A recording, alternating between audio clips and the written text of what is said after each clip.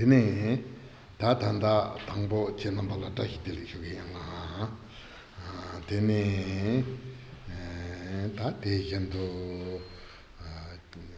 First of all, I would like to greet and welcome all of you here this morning. Having said that, I would like also to remind you that you're having the wish to enter the gate of Dharma to begin with, and you're actually practicing Dharma and meditating. All of this is wondrous, and therefore I thank all of you for this and congratulate all of you. Customarily, we begin any session of teaching by purifying our motivation. Now, the fact that you are here is evidence of your faith in Dharma and your wish to practice. That means that you already have a pure motivation. Nevertheless, it's appropriate at the beginning of the session to consciously generate bodhicitta as we are instructed. Bodhicitta is that motivation which has two aspects. One aspect is that it is focused impartially on all beings without exception. The other aspect is that the good that it wishes for those beings is their perfect awakening or perfect Buddhahood. So please generate that bodhicitta which has these two concerns.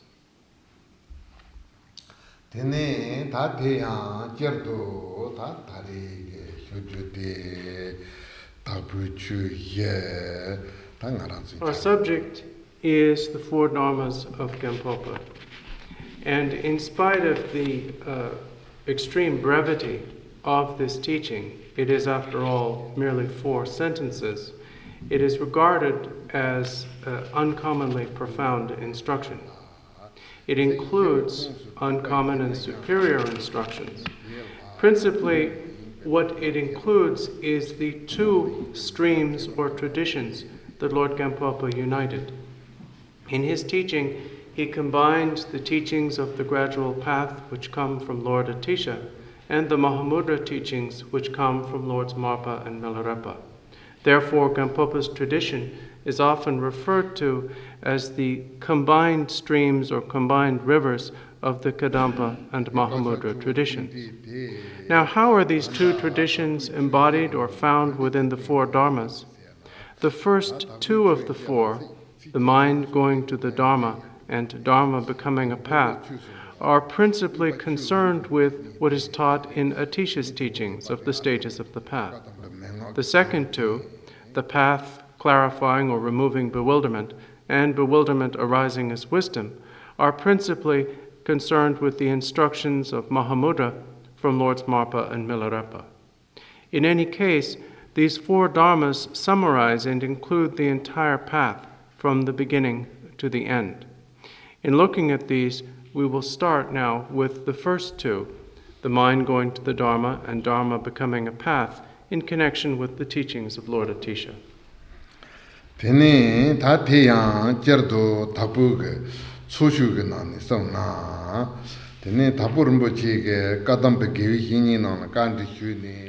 Within the collected assembly teachings of Lord Gampopa, an occasion is recorded in which one of his disciples asked him if it were actually the case that an ordinary person could achieve in one life and one body the state of great unity, the state of Vajradhara.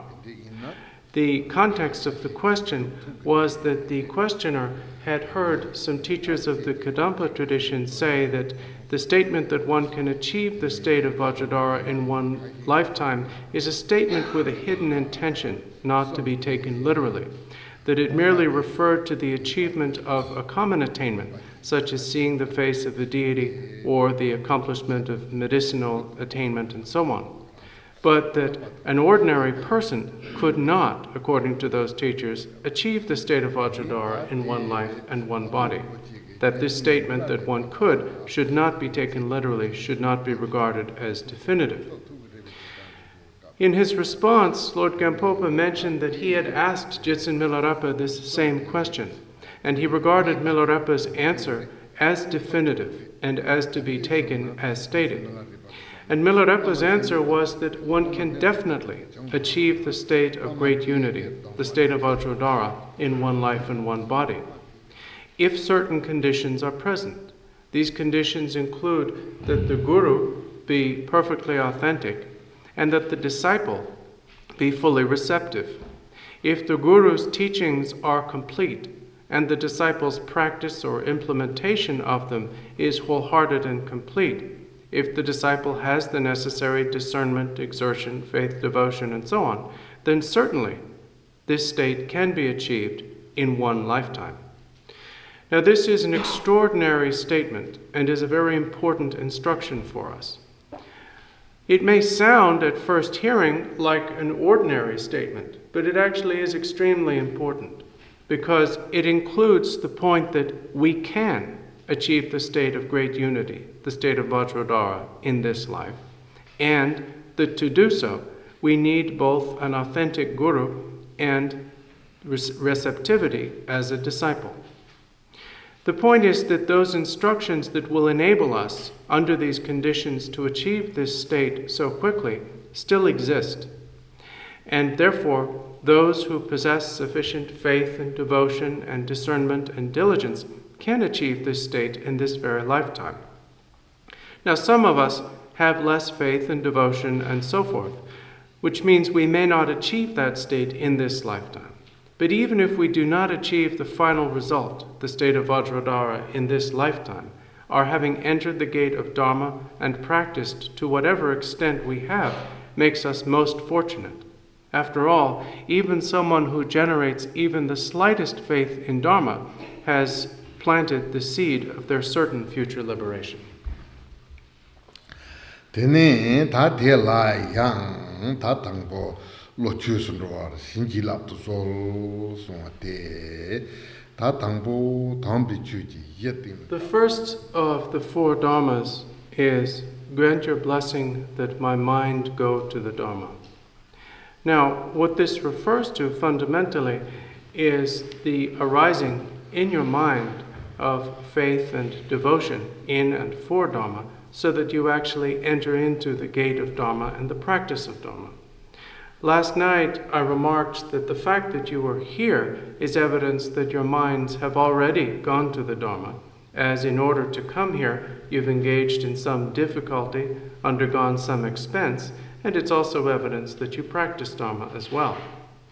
But according to the traditional instructions, at this point it's necessary to explain the significance of the mind going to the Dharma anyway. Principally speaking, this first of the four Dharmas, the mind going to the Dharma, refers to the common four thoughts that turn the mind. And these are, as they are explained, for example, in Lord Gampopa's own Jewel Ornament of Liberation. They are contemplation of the difficulty of acquisition of the freedom and resources of this precious human existence, contemplation of impermanence, contemplation of the results of actions, and contemplation of the defects of samsara. The first of these, the difficulty of acquisition or the significance of these freedoms and resources, is as follows. We are all extremely fortunate, whether we regard it principally as a result of our own merit accumulated in previous lives, or principally as a result of the blessing of the 1,002 Buddhas of this fortunate aeon. We have now been born in such circumstances that we are able to study and practice Dharma. This particular aeon is called the Bhadrakalpa, or fortunate aeon, and that refers to this entire aeon, from the beginning of this world system up to the time of its final destruction. It is called fortunate because during this aeon there will arise 1,002 Buddhas, each of whom will turn the wheel of Dharma.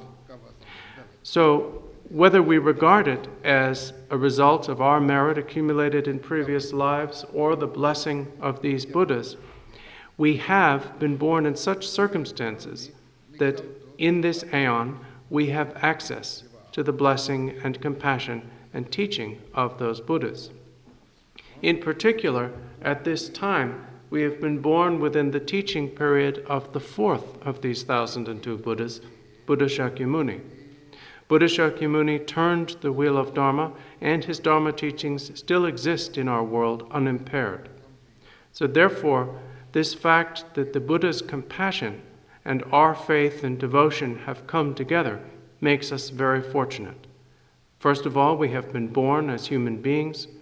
We have been born in a time and place where Dharma exists, and we've actually entered into the gate of Dharma. Therefore, we possess great good fortune.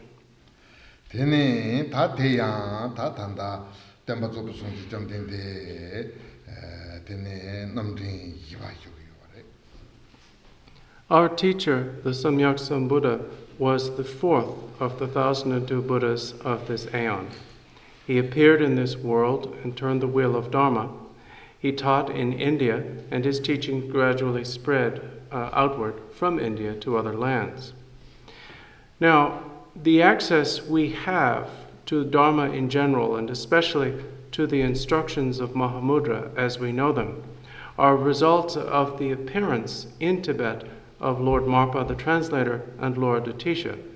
Because before their appearance in that country, people there had no access to these teachings, the teachings of the gradual path and the teachings of Mahamudra. Subsequent to their appearance, these teachings, and as they were combined by Lord Gampopa, began to spread. They spread through the activity initially of Lords Marpa, Milarepa, and Gampopa, and then through the activity of His Holiness the Jawan Karmapa, starting with the first Karmapa and up to the present. During the time of the 16 Karmapas in Tibet, the teachings of the Kadamba and Mahamudra streams combined spread widely, and innumerable siddhas appeared through their activity. But as far as North America is concerned, until the lifetime of the 16th Karmapa, there was no access in this country or in this land to these teachings. The reason for this is that the Buddha's aspiration for the presence of these teachings in this land was not yet fulfilled. But during the lifetime of His Holiness the 16th Jawan Karmapa, these teachings began to come here. Initially, his heart sons, the Lord of Refuge Trungpa Rinpoche and the Lord of Refuge Kalu Rinpoche, appeared in these lands. And then, there having led the way, His Holiness came himself, taught, founded this monastery, and so forth. Now, no doubt some of you actually met His Holiness the 16th Karmapa, and I suspect that there are also many people here who did not. Some of you, in addition, may have met His Holiness the 17th Jawan Karmapa, and others of you may have not.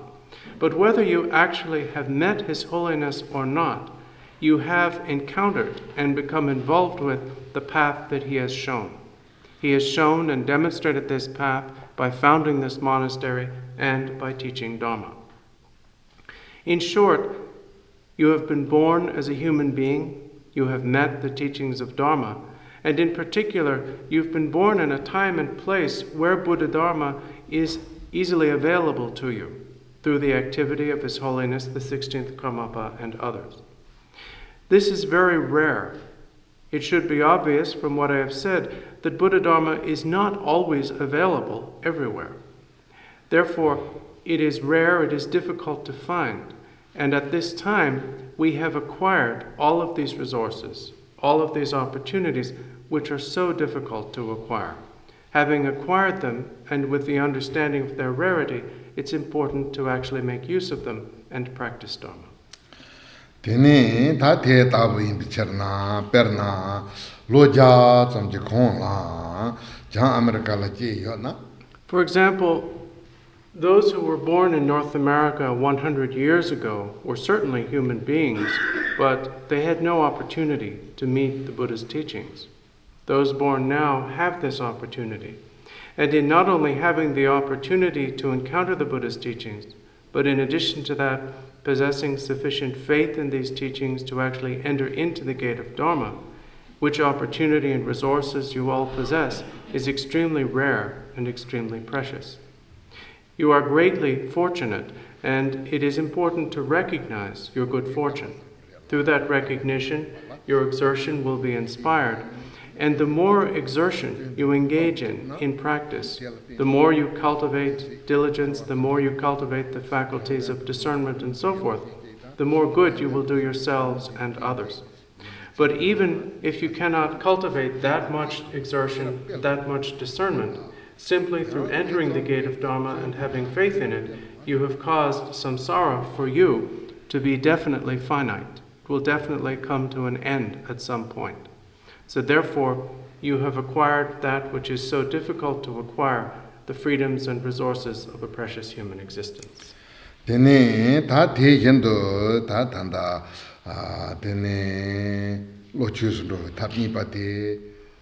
The second method for causing our minds to go to the Dharma is the contemplation of death and impermanence.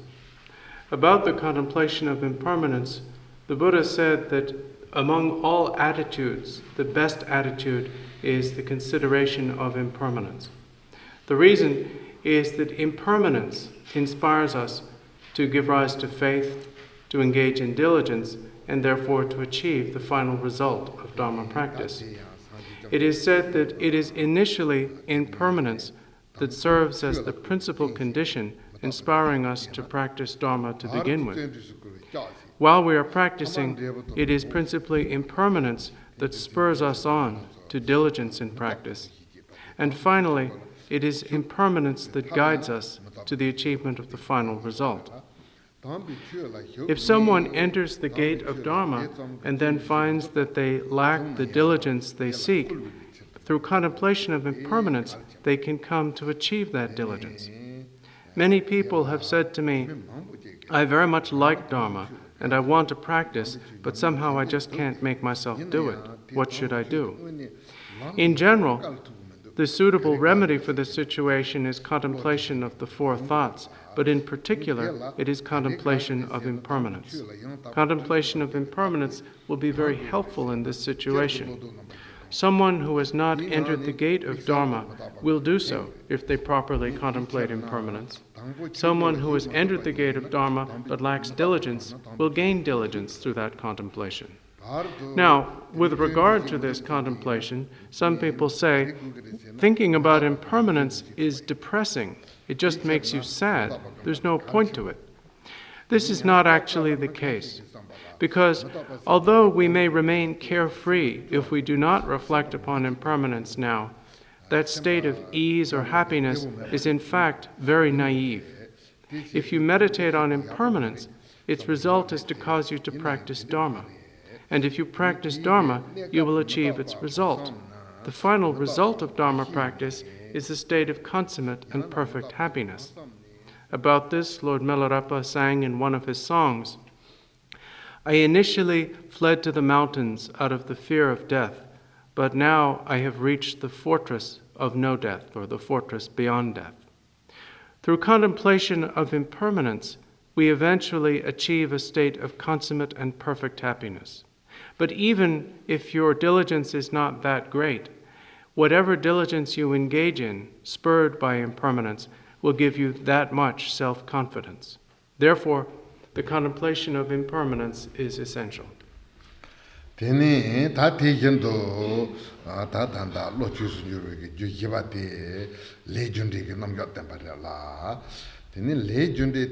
The third means of causing your mind to go to the Dharma is contemplation of the results of actions. And this is fundamentally the understanding that every action leads to a certain type of result. Now, when we think about the results of actions, when we think about karma, people often have the idea that karma means fate, some kind of irrevocable fate over which we have no control. But in fact, this is exactly what karma is not. We all want to achieve a state of happiness. In order to achieve happiness, we must cultivate the cause of happiness, which is virtuous action. Since we have the ability to choose virtuous actions, we have the ability to achieve happiness. The achievement of that and the means of that achievement is in our hands. We all want to avoid suffering. In order to avoid suffering, we must abandon its cause, which is unvirtuous action. Since we have the ability to abandon unvirtuous actions, then the abandonment or avoidance of suffering is also within our grasp. At best, we can achieve freedom from all 6 states of samsara, but at least we can ensure that we are not reborn in the 3 lower states. In short, because of the results of actions, we have control over what happens to us. We can achieve a state of happiness and a state free from suffering by accumulating the causes of happiness and abandoning causes of suffering. This is up to us, and it depends on us and not on anyone else. Therefore, it's very important to understand this. Since we all want to be happy, we all want not to suffer, it's important to know that the practice of Dharma and so forth is the cause of happiness. Therefore, this contemplation of the results of actions is the 3rd means of bringing the mind to the Dharma. Tene tati legendary korla yang chitang ke shipcha gu baje do somebody. Tene te yang kasin. I think it is important to be precise about what karma is and what it is not. Thursday, someone had an interview with me and asked me a question about the understanding of karma in the Buddhist tradition. He said, is it not the case that in the Buddhist view, everything that happens to us is a result of karma? That every physical experience and physical tendency, everything we happen to say with our speech, and every thought that happens to arise in our minds, is it not the case that all of these things are karmic in nature? He said that he was asking because he had seen in a text of instruction the statement that the thoughts that arise in our minds are not necessarily a result of karma, and he felt that this contradicted the Buddhist view in general, and in particular the view of the mind-only school, which says that all appearances arise from the mind, and that the mind is a karmic result or karmic product. He asked if this statement did not contradict this view. I mentioned this question because I think it's a very important one and worth discussing and answering. According to the Buddha's teachings, there are 2 principal factors in events. One is previous actions or previous karmas, and the other is present conditions.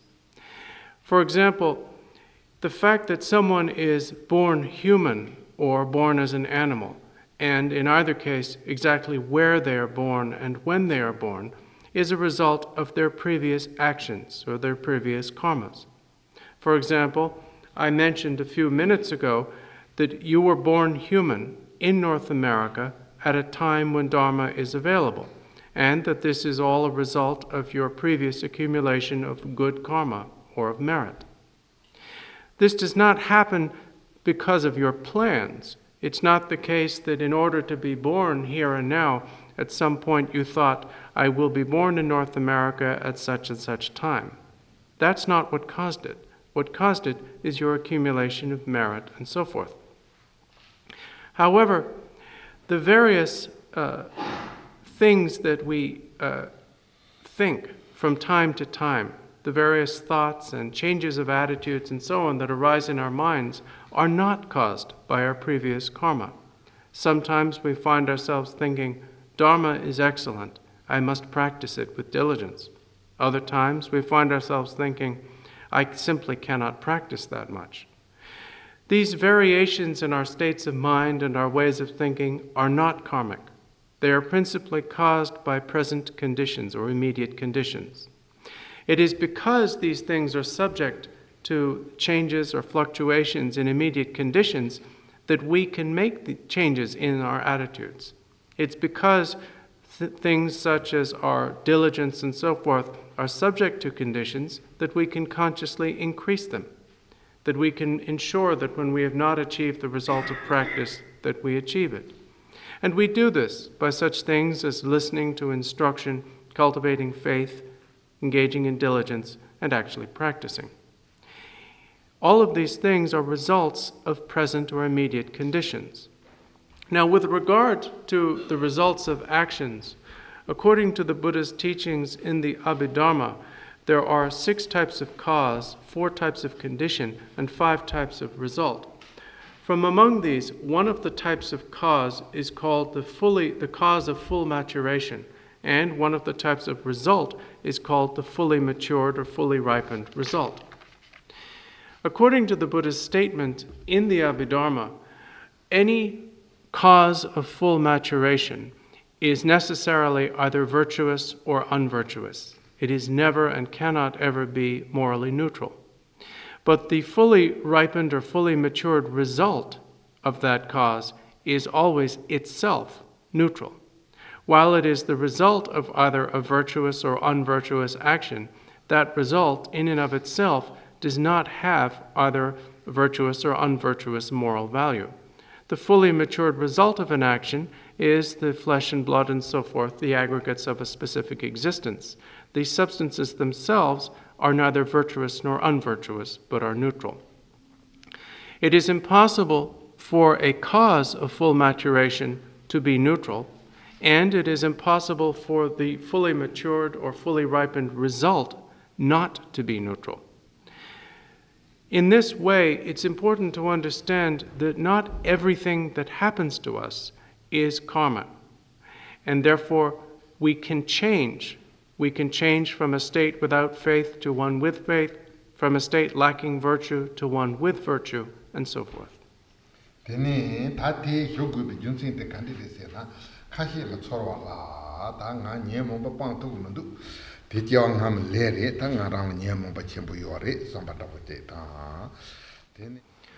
The reason why I mention all of this is that some people feel that their states of mind are unchangeable results of the karma they've accumulated in previous lives.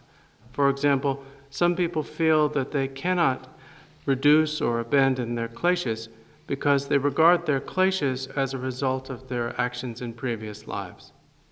Or people think, I can't practice Dharma, and the reason why I can't practice is because of my karma from previous lives, and therefore there's nothing I can do about this. When people regard these situations as karmic results, which they are not, they become unwilling to apply those remedies or means which actually can and will change these things. These things are not karmic results. They are habits. And we possess a vast store of habits accumulated throughout beginningless time.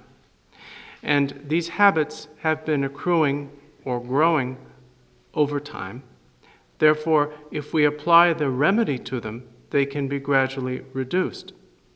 To apply the remedy continually to one of these situations will eventually weaken the habit and therefore change the state of mind.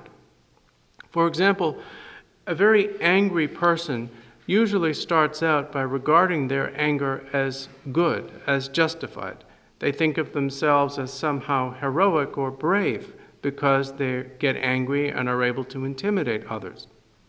But if eventually that person comes to see what's wrong with their anger, if they start to realize that they are wrong to allow themselves to get angry in that way, then that is the start of a process that gradually will weaken and finally cause the abandonment of that anger. In short, if you apply the remedy to a state of mind, it can be changed because the remedy cultivates a habit that is the antithesis of the habit of which that state of mind itself consists. For example, if someone feels that they lack sufficient faith in and devotion for Dharma to practice it, and that they lack this because of their karma in previous lives, this is not true. They lack devotion for Dharma because no one starts in the beginning with devotion for Dharma. We have a beginningless habit that does not include the habit of devotion to Dharma. We have to start the habit of devotion by reflecting upon the need for Dharma, the benefits of Dharma. And that will cause faith in it and devotion for it to arise. And the more we reflect upon these things, the more this faith and devotion will increase. So these things are habitual and not karmic. They can be changed. good habits can be cultivated. So therefore, it is incorrect to think that there's nothing you can do about your kleshas and that there's nothing you can do to increase your faith and devotion. Tene ta tegendula tanda ta lo chusundu tab hibatela korwi nimi gambating warela korwi nimi. The fourth means of causing the mind to go to the Dharma is contemplation of the defects of samsara. And in this context, what is generally presented is the various sufferings of the 6 states of sentient beings. From among these 6, what we are presently experiencing is human suffering, because we have been born as human beings. Now, human life, looked at from a distance, might seem comparatively pleasant. But as we all know, everybody has problems. Some people have physical problems and physical suffering. Some people have mental problems. Some people are depressed. Some people principally suffer from, as it's taught in texts, the suffering of not getting what you want. Some people principally suffer from encountering all sorts of things that they really don't want. In short, we are always experiencing some kind of suffering or another. And when these things come up, we generally ascribe that particular suffering to the particular circumstances that seem to cause it. But in fact, the fundamental or true cause of this suffering is not the particular circumstances at that time.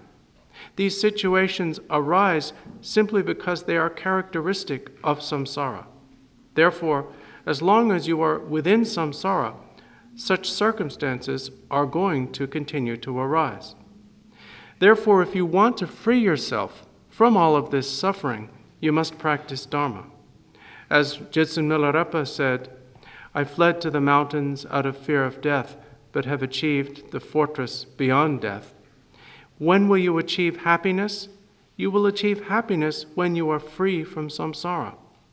And in order to achieve freedom from samsara, you need to achieve the result of Dharma through practicing it. So, through understanding the defects of samsara, and through understanding that your human suffering is characteristic of samsara and its defects, this causes your mind to go to the Dharma. Tene ta teacher na tanda lo chusro ke dhamma number yet tanjur nye prakawan chewa matapa le jundin korwe nimi yore la tene te gambe tabyan ta tanda. So these are the 4 instructions through which the mind goes to the Dharma. The freedom and resources of this precious human existence, death and impermanence, the results of actions, and the defects of samsara. As for how you meditate on these, of course, there are many texts of elaborate instruction on how to do so. But of principal importance is what Milarepa was referring to when he said, all that appears and exists are my texts. I have never studied ink written on paper.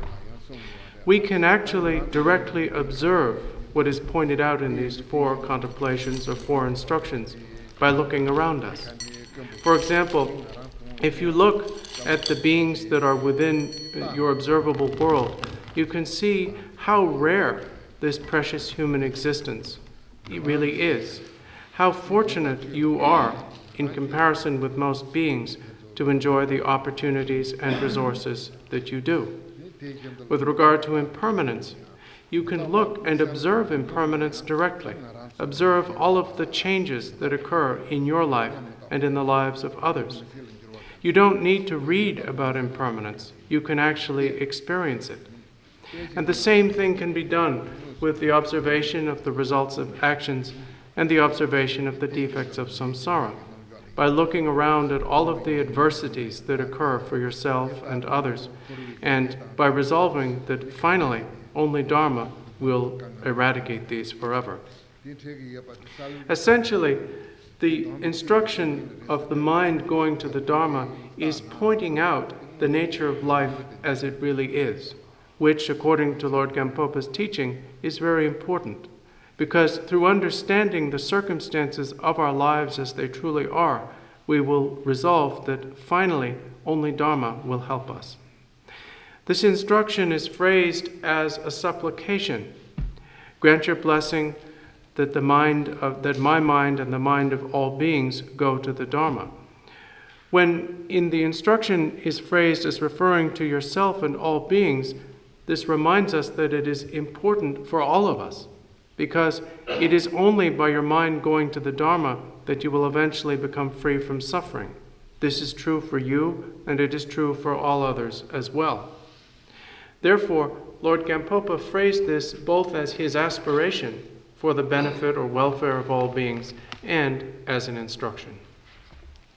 Tene ta tringa dugi chala tanda tabu chu yegana ne lo chu su roa ge dongwa ti e shone tene trin te cham shogi yala te chenam be ge tawa chimbo ni na. In that way, I have explained the first of the four dharmas of Gampopa, the mind going to the Dharma. And I thank you for listening to this enthusiastically. We'll conclude this morning's session with a brief practice of meditation, as meditation is, after all, our principal practice. And then at the end, when we dedicate the virtue, we will first of all recite the supplication for the longevity of His Holiness the Jamgon Karmapa. The reason why we do so is that all beings must achieve a state of happiness and freedom from suffering. This principally depends upon the continued presence without impairment of Dharma. That in turn depends upon the health and longevity of our root guru, His Holiness the Jamgon Karmapa. So therefore we will pray for his health and longevity and then dedicate the merit.